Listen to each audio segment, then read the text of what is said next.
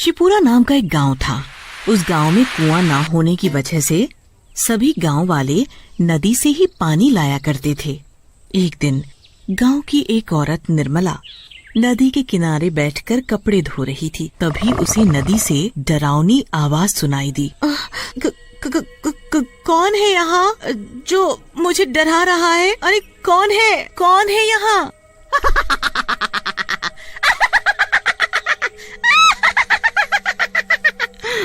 मैं हूँ, मैं। चुड़ैल भागो यहाँ से, भाग जाओ यहाँ से। निर्मला अपने कपड़े छोड़कर गांव में भाग जाती है। अरे ओ गांव वालों, सुनो, उस नदी पर मत जाना, उस नदी में एक चुड़ैल है। अरे क्या बोल रही हो बहन? चुड़ैल नदी में? सुबह ही तो हम सभी औरतें उस नदी से पानी भरकर लाई हैं, तब तो कोई चुड़ैल हमें दिखाई नहीं दी। कहीं तुम नींद में तो नहीं हो? अरे तुम लोगों को मेरी बातों पर यकीन नहीं है ना, तो खुद ही जाकर देख लो। हाँ भाइयों, चलो तो जरा नदी पर, हाँ, देखें कैसी चुड़ैल है। सभी गांव वाले नदी पर जाते हैं, पर वहाँ कोई चुड़ैल नहीं दिखती। अरे यहाँ तो कोई चुड़ैल मुड़ैल नहीं है, निर्मला को कोई वहम हुआ होगा। चलो भाइयों, अपना अपना काम करें। हाँ? गांव वालों को नदी पर कोई चुड़ैल नहीं दिखती। फिर सभी लोग वहाँ से चले जाते हैं। अगले दिन सुबह सुबह सभी नदी पर आते हैं। कोई पानी भरने आता है, कोई कपड़े धो रहा होता है, तो कोई उसमें नहा रहा होता है। चुड़ैल नदी के अंदर थी, तो वो ये सब देख रही थी। ये सभी गांव वाले फिर नदी पर आ गए। ये ऐसे नहीं मानेंगे, इनका कुछ न कुछ तो करना पड़ेगा। तभी नदी पर गांव का एक आदमी सुखिया नहाने के लिए आता है।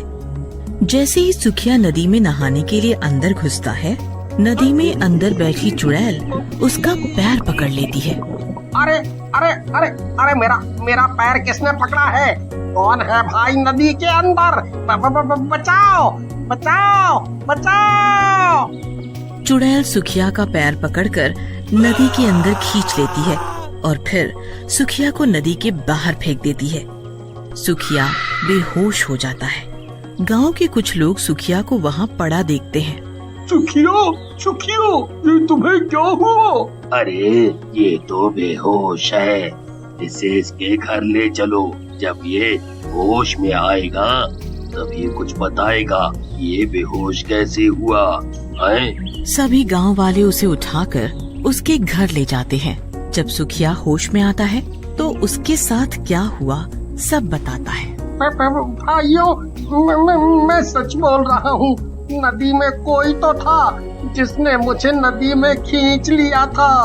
अरे ये क्या हो रहा है? पहले निर्मला और अब ये सुखिया, तुम दोनों का दिमाग तो नहीं खराब हो गया? तुम लोग मेरी बात पर यकीन क्यों नहीं करते? मैं सच बोल रहा हूँ। अरे भाइयों, देख नहीं रहे कितनी भयंकर गर्मी पड़ रही है। गर्मी की वजह से सुखिया बेहोश हो गया होगा और कुछ नहीं। हाँ, तुम सही बोल रहे हो। ये सुखिया तो कुछ भी बोले जा रहा है। फिर सभी गांव वाले वहाँ से चले जाते हैं। कोई भी सुखिया की बातों पर यकीन नहीं करता। फिर भी सभी लोग नदी पर जाते, वो भी वहीं कपड़े धोने लगती हैं। तभी उस चुड़ैल की भयानक आवाज आती है और सभी औरतें वहाँ से भाग जाती हैं। ये लोग नहीं मानेंगे, इनका कुछ तो करना होगा। हाँ। नदी पर जो कचरा पड़ा होता है, वो कचरा उठाकर आधी रात को चुड़ैल गांव वालों के घर पर फेंक आती है। अरे सत्यानाश हो उसका, जिसने मेरे घर पर ये कूड़ा फेंका। अरे कोई है? मेरे घर पे कूड़ा किसने फेंक दिया?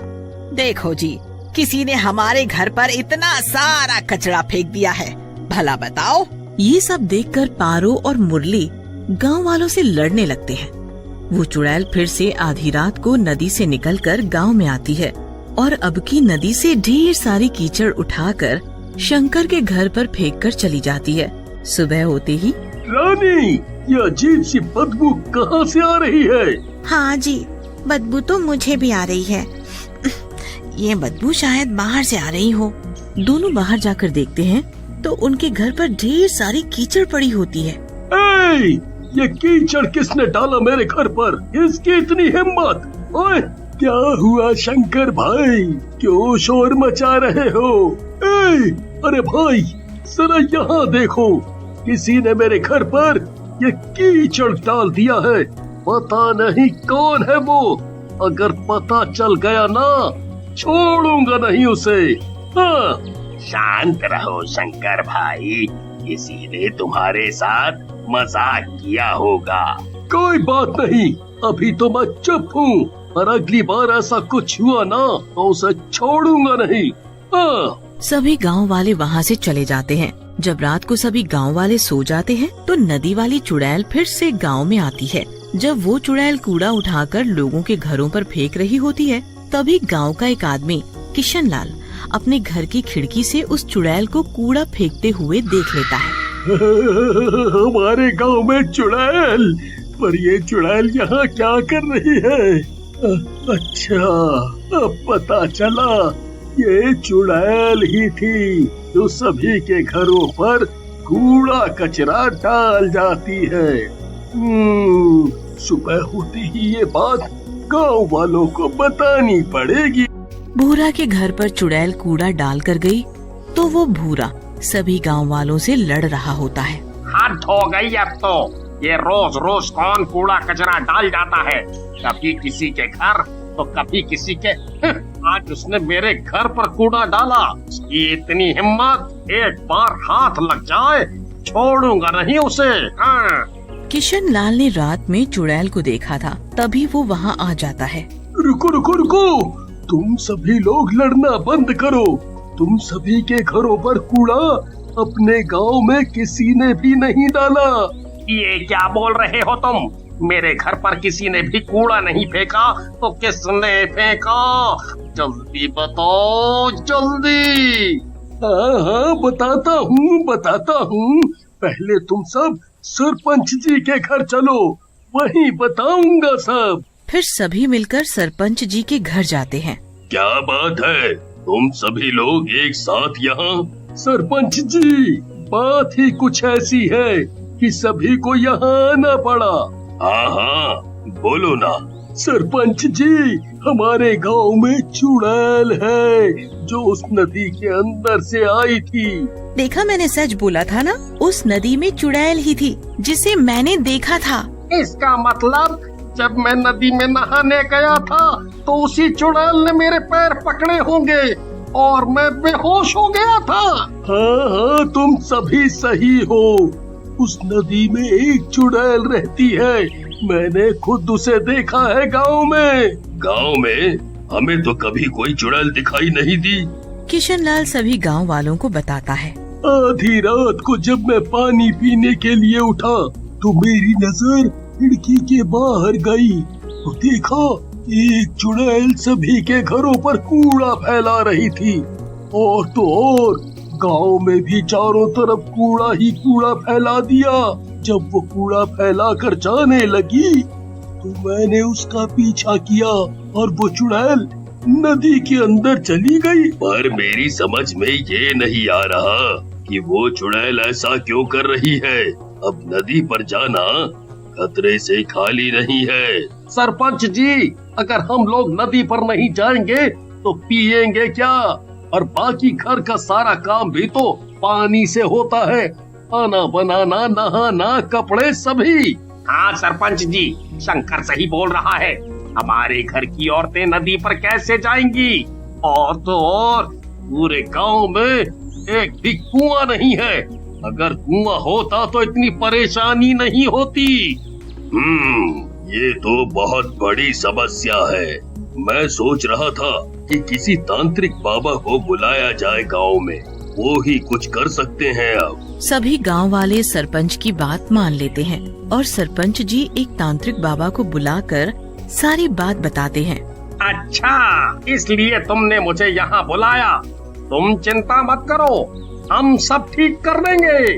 अगर चाहते हो कि वो चुड़ैल नदी छोड़कर भाग जाए, उसके लिए हमें गांव के बीचों बीच बैठकर हवन करना पड़ेगा। हवन की सारी तैयारियां हो जाती हैं। तांत्रिक बाबा हवन करने के लिए बैठ जाते हैं और सारे गांव वाले आसपास खड़े होकर देखते हैं। तांत्रिक बाबा मंत्र पढ़ते हैं और अपनी पोटली से भभूत निकालकर पूरे गांव में छिड़क देते हैं। सरपंच जी, वो चुड़ैल अब इस गांव में कभी नहीं आएगी। बाबा, गांव में चुड़ैल नहीं आएगी, पर नदी का क्या? हमारे गांव की सभी औरतें नदी से पानी लाती हैं। तभी चुड़ैल वहाँ आ जाती है। तुम लोग मेरा कुछ नहीं बिगाड़ सकते, मैं बहुत ताकतवर हूँ। इस तांत्रिक को तो मैं फूंक मारकर हवा में उड़ा सकती हूँ। तुम क्यों गांव वालों को परेशान कर रही हो? वो लोग नदी पर जाते हैं पानी भरने, तो तुम उन्हें डरा कर भगा देती हो या फिर उनके घरों पर कूड़ा कचरा डाल देती हो। क्या कूड़ा कचरा मैं करती हूँ? जरा चलो तुम सब नदी पर मेरे साथ। चुड़ैल सभी गांव वालों को अपने साथ नदी पर ले जाती है। देखो, जरा इस नदी को तुम सब देखो। तुम लोगों ने इस नदी की क्या हालत कर दी है। मैं तो आराम से नदी के अंदर सो रही थी, पर तुम सभी गांव वालों ने इस नदी में इतना कचरा फैला दिया, जिसकी वजह से नदी का पानी दूषित हो गया और मुझे नदी के अंदर घुटन महसूस होने लगी, जिसकी वजह से मैं नदी के बाहर आ गई और तुम लोगों को यहाँ से भगा दिया। तुमने हमारी औरतों को पानी नहीं भरने दिया, हम लोग कहाँ जाएं अब पानी भरने? तुम लोग बहुत ही गंदे हो। अपना घर तो साफ रखते हो और सारी गंदगी नदी पर करते हो, तो कोई नहा रहा है उसमें, और तो और उसी में तुम लोग जानवरों को भी नहला रहे हो। फिर उसी पानी को तुम लोग पीने के लिए ले जाते हो। इतना गंदा पानी तुम सभी कैसे पी सकते हो? इसीलिए मैंने सोचा कि तुम लोग ऐसे नहीं मानोगे, तुम सबको सबक सिखाना जरूरी था। तुम सही बोल रही हो, तुमने हमारी आंखें खोल दी। आज के बाद हम सभी लोग नदी पर गंदगी नहीं करेंगे। हाँ, अगर हम सब नदी पर काम करेंगे तो गंदगी तो होगी ही। इसका हल भी मैं बताती हूँ। सरपंच जी, आप गांव में 2-3 कुएं बनवाएं। गांव में कुएं होंगे तो किसी को भी नदी पर आने की जरूरत नहीं होगी, सारा काम घर पर ही हो जाएगा।